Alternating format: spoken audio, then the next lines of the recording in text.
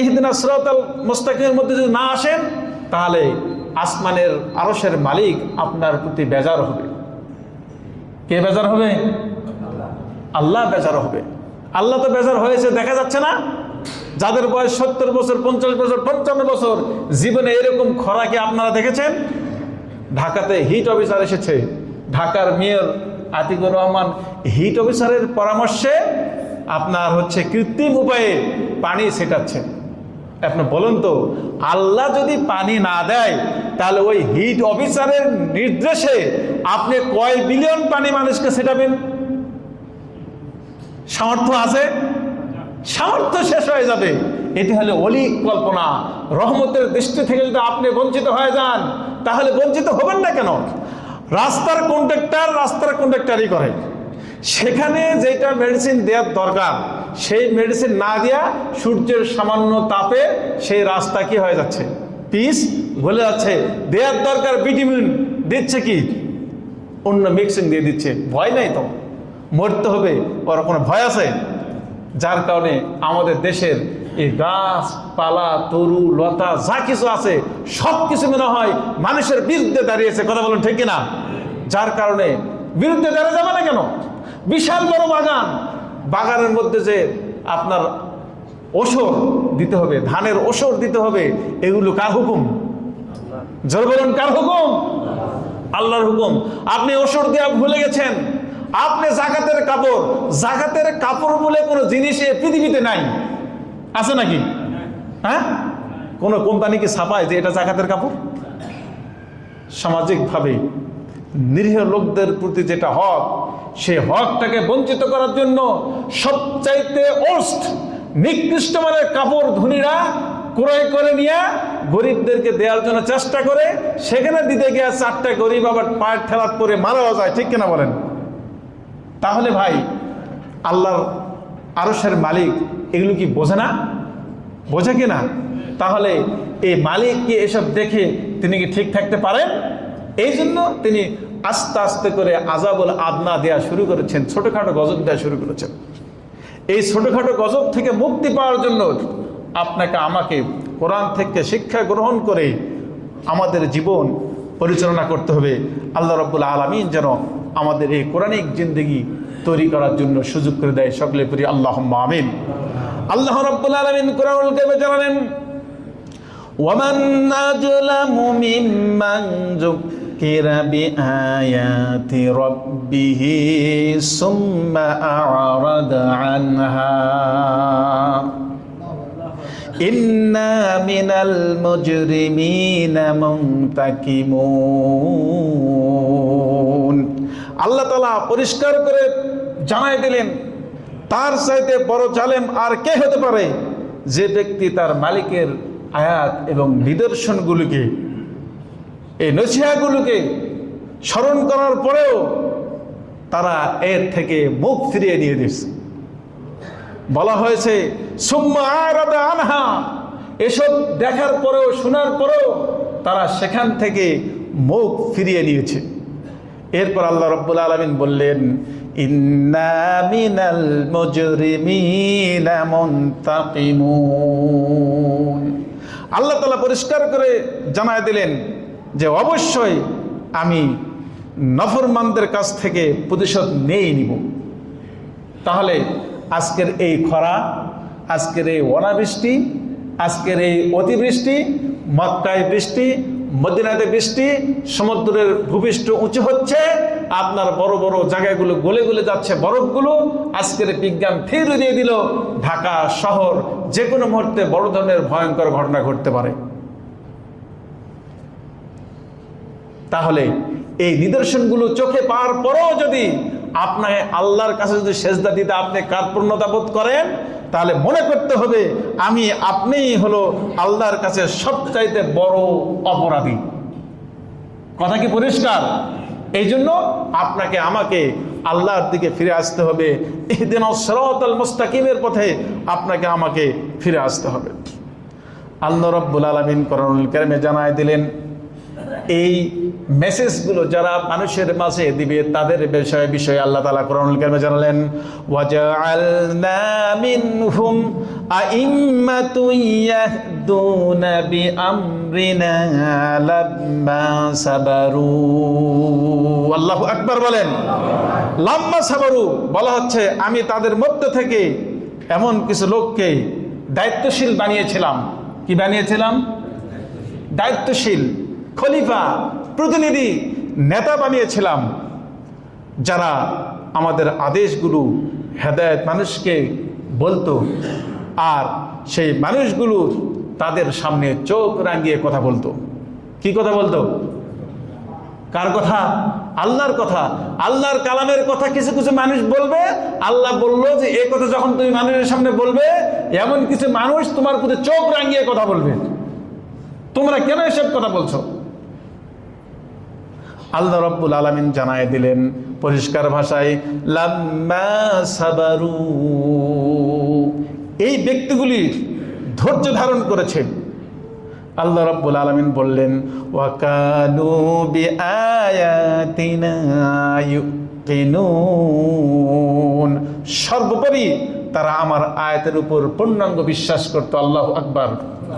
তাহলে আপনি মুসলমান, আমি মুসলমান, এই মসজিদে কোন হিন্দু তো সেজদা দিতে আসে নাই নাকি? তাহলে আপনি আপনার মুসলমানিত্ব টিকে রাখার জন্য সর্বপ্রথম আপনার আমার কাজ হলো আল্লাহর দিকে বেশি ধাবিত হওয়া। দ্বিতীয় নম্বর কাজ হলো মুসলমান হিসাবে কারোর সঙ্গে কোনো প্রকার গ্রুপিং করা জায়েজ নাই, হারাম, হারাম, পরিষ্কার হারাম। গ্রুপিং করা যাবে? কারো পিছু লাগা জায়েজ আছে? আল্লাহ রাসূল সাল্লাল্লাহু আলাইহি ওয়াসাল্লামের জীবনী পড়া ফরজ।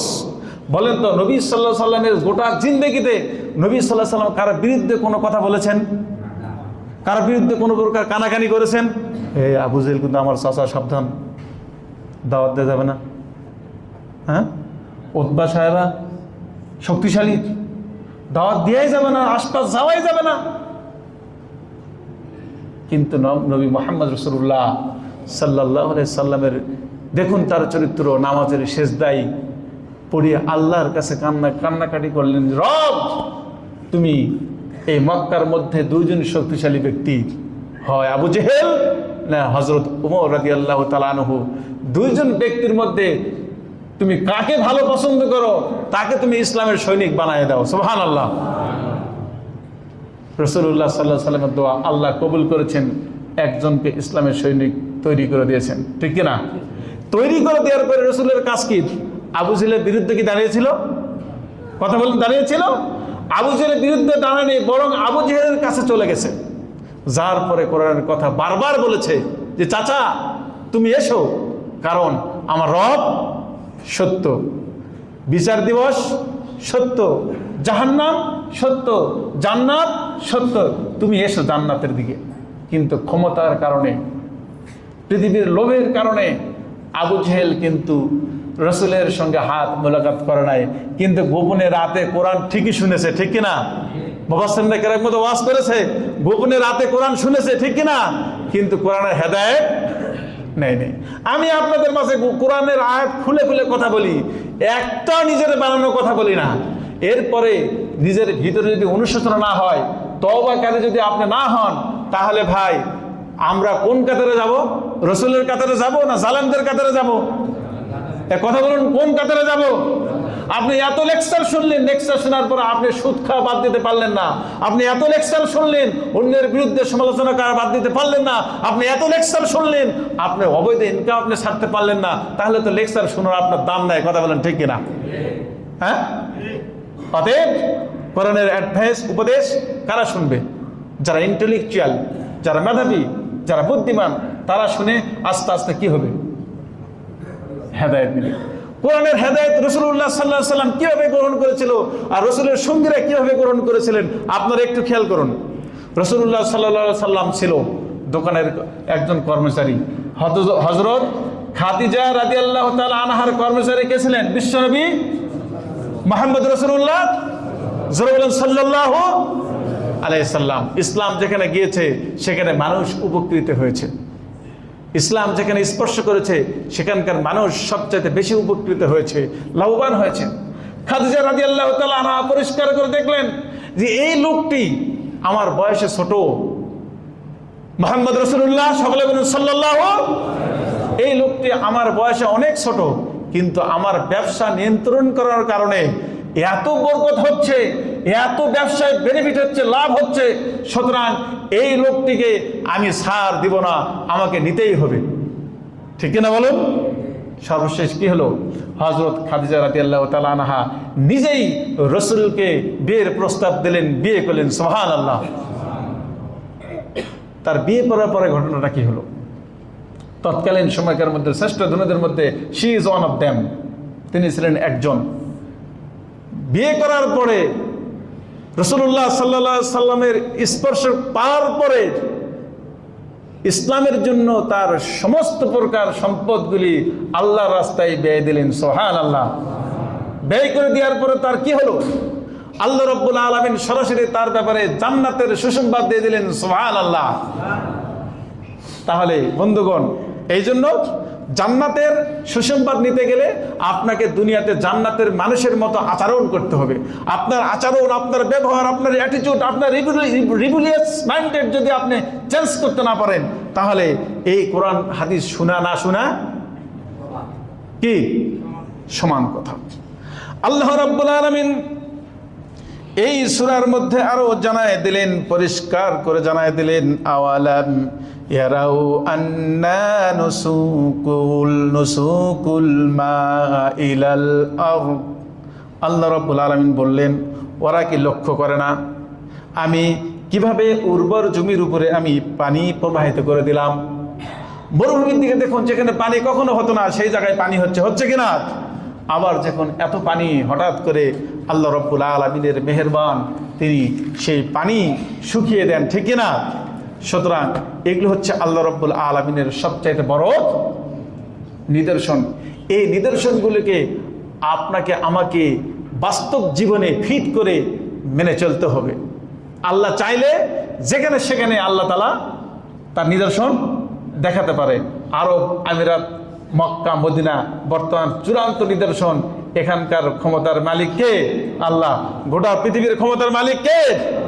আল্লাহ রাব্বুল আলামিন কোরআনুল কারীমে জানালেন, আমার আয়াতকে যারা অস্বীকার জ্ঞাপন করে, আমার নিদর্শনকে যারা মেনে চলতে পারে না, তাদের বিষয়ে আল্লাহ তাআলা জানায় দিলেন, ওয়া আম্মাল্লাযীনা ফাসাকু ফামাওয়াহুমুন নার। আল্লাহ তাআলা পরিষ্কার করে জানা দিলেন, এরা হলো নাফরমান। নাফরমানদের জন্য আমি আল্লাহ রাব্বুল আলামিন প্রস্তুত করে রেখেছি জাহান্নামের আগুন। কাদের জন্য জাহান্নামের আগুন? নাফরমান।